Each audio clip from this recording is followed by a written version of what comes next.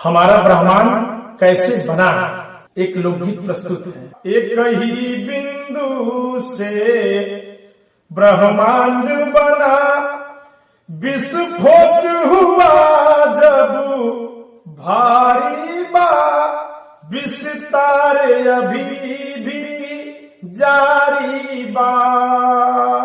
ब्रह्मांड का कोई छोर नहीं, जिसे नाप सके कोई डोर नहीं।